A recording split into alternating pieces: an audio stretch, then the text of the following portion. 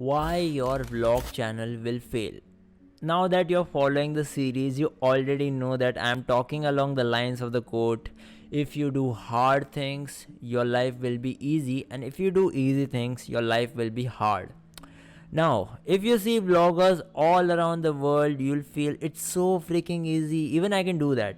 So you start holding a camera and show some epic moments of your life, but you fail. But now you see people like Casey Neistat and Camera Wale Bhaiya.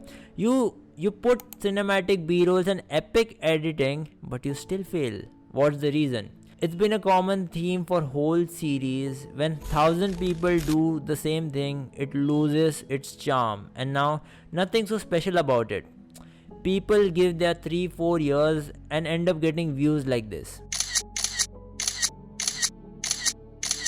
The only reason you fail is authenticity. Guys, the reason because Camera Wale Bhaiya and his vlogs boom, because that's his superpower. He does that for his living. He's a professional cameraman. He shows how a cameraman lives and sees the world. That's his universe, guys. I made this point in my podcast video too. People will only relate with you when you show people your origin story, your villains and your superpower and what kind of superhero you are.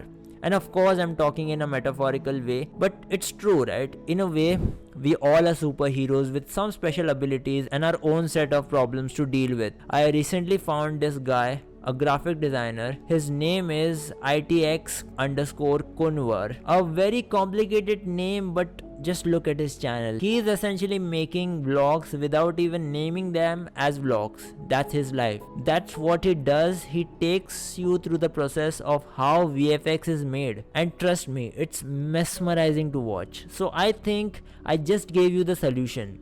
The way you present it could be inspired by anyone. Like it could be inspired by Casey Neistat, Mumbaikar Nikhil, Tanmay Bhatt or Camera Wale Bhaiya. But what you show should be your universe.